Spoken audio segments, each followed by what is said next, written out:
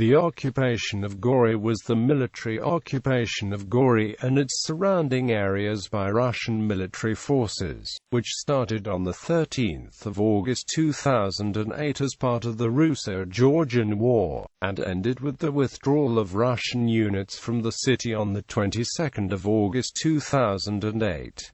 Background on initial airstrikes. Gori is a strategic city in central Georgia, about 25 kilometers from Skin Valley. Gori is a major military installation and transportation hub in Georgia. 75 tanks and armored personnel carriers were assembled near Gori on the 7th of August. Around 6:27 a.m. on the 9th of August 2008, Reuters reported that 2 Russian fighters had bombed a Georgian artillery position about 10 kilometers north of Gori. On the 9th of August, a Russian air attack targeted military barracks in Gori. In the resulting explosion, besides the base, several apartment buildings and a school were also damaged. The Georgian government reported that 60 civilians were killed when bombs hit the apartment buildings. According to the Russian media, Russian aircraft dropped 3 bombs on an armament depot, and the facade of one of the adjacent 5-story apartment buildings suffered damage as a result of exploding ammunition from the depot. Russian aircraft had bombed at least 5 Georgian cities by the 9th of August. Georgian abandonment. Following its defeat in Skin Valley, the Georgian army regrouped at Gori. Georgian military entered the city on the 10th of August. On the 10th of August, BBC reported that people were leaving Gori because they feared of Russian advance towards the city. The United Nations High Commissioner for Refugees and World Food Programme determined that about 80% of residents had left Gori as of 10 August. Russians began advancing towards Gori. On the 11th of August 2008, the Georgian forces retreated from Gori. A senior Georgian security official, Kakalomaya, said that the troops were ordered to defend Tbilisi. Police sealed off the highway from Tbilisi, and did not allow any cars into the city. The Russian attacks were met with Georgian artillery firing towards South Ossetia, and at least 6 Georgian helicopters were reported to have also attacked targets in South Ossetia. At times reported described the Georgian withdrawal as sudden and dramatic, saying that the residents watched in horror as their army abandoned the positions. Georgian tanks and armored personnel carriers fled to Tbilisi. A tank exploded on the mountain road due to unspecified reasons, and an armored car pushing it out of the way also caught fire. Georgian infantry fled the city by any means available.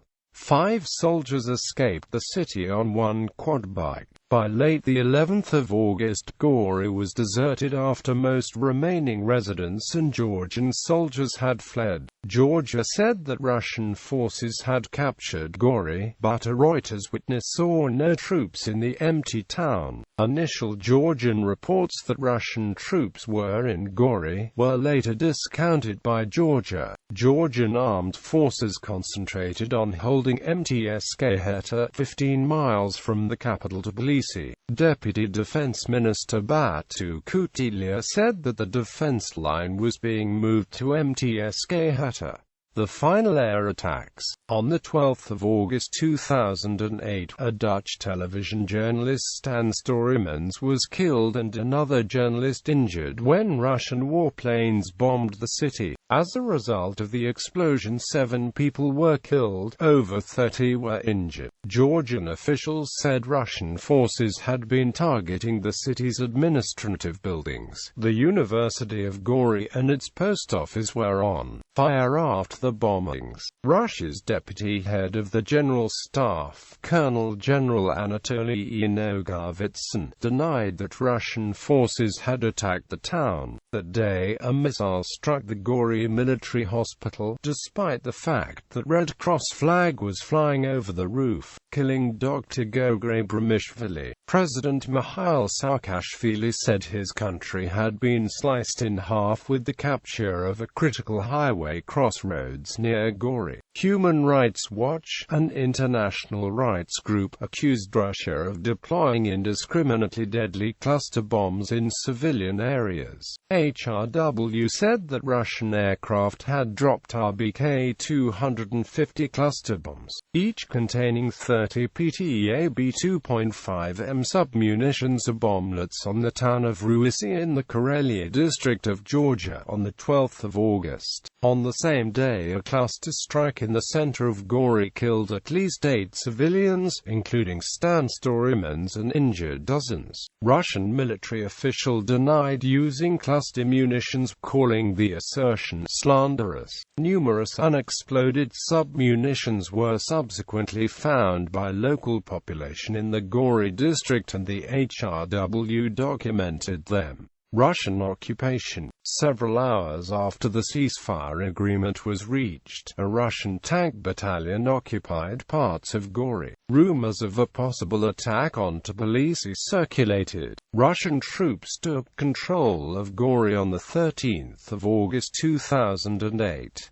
Sergei Lavrov said that when Georgian troops abandoned the military headquarters near Gori, they left a major arsenal of armaments and military equipment, and the Russian troops were guarding it. Russian troops said they were removing military hardware and ammunition from an arms depot outside Gori. A Russian armored column left Gori, traveling along the main road to Tbilisi. Russian forces then halted their advance and camped out in a field about an hour's drive from Tbilisi. In the morning of the 14th of August, Georgian police and military vehicles prepared to re-enter Gori after the expected departure of Russian forces. Reports of a collapse in negotiations triggered a confrontation between Georgian and Russian troops at a checkpoint on the main road. However, no shots were fired.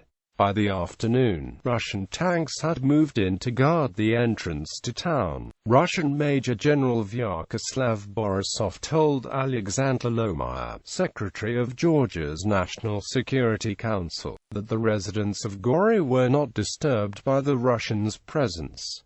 Later, Russian forces allowed Georgian police to return. Vyacheslav Borisov claimed that the city of Gori was controlled jointly by Georgian police and Russian troops. He further said that Russian troops would start leaving Gori in 2 days, but joint patrols soon broke down because of apparent discord among personnel, and the city returned to full Russian control. More than 30 police officers returned to a Georgian post outside the city. Russia's UN ambassador, Vitaly Cherkin, denied that Russian troops were occupying Gori, saying that Russian soldiers are not in Gori, have never been in Gori and do not occupy Gori, and rejected the reports that the town was in ruins. Russian forces pushed to about 25 miles from Tbilisi, the closest. During the war, they stopped in Igeti, 41.98944 degrees north, 44.41778 degrees east, 41.98944, 44.41778.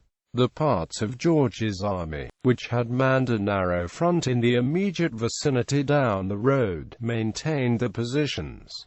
The Russian move coincided with the U.S. Secretary of State Condoleezza Rice's meeting with Georgian President Saakashvili on the 15th of August. The uniformed Russian troops were followed by the irregular soldiers, identified as Chechen, Cossack and Ossetian volunteers. Now Ossetians are running around and killing poor Georgians in their enclaves, said Major General Vyacheslav Borisov on the 14th of August. A Russian lieutenant said, "We have to be honest. The Ossetians are marauding. Answering a journalist's question, a Russian lieutenant colonel said, "We're not a police force, we're a military force. It's not our job to do police work." The New York Times noted that the Russian military might be making efforts in some places to stop the rampaging. The Russian forces denied access to some humanitarian aid missions seeking to assist civilians. The United Nations, which has described the humanitarian situation in Gori as desperate, was able to deliver only limited food supplies to the city. On the 17th of August, BBC reported that humanitarian aid was being delivered to the city. The Russian commander in Gori said his troops were staying to prevent looting and would leave when Georgian police was ready to take over. In the 17th of August report, HRW said the organization's researchers interviewed ethnic Georgians from the city of Gori and surrounding villages who described how armed Ossetian pro-Russian militias attacked their cars and kidnapped civilians who were trying to flee militia attacks on the homes after the Russian advance into the region. Numerous crimes against humanity or war crimes had been committed by Ossetian militias. In phone interviews, people remaining in Gori region villages told HRW that they had witnessed looting and arson attacks by Ossetian militias in the villages, but were afraid to leave after learning about militia attacks on those who fled. According to the Hague Convention, an occupying power has to ensure public order and safety in the occupied areas. The Russian human rights group Memorial called the attacks by South Ossetian militia pogroms.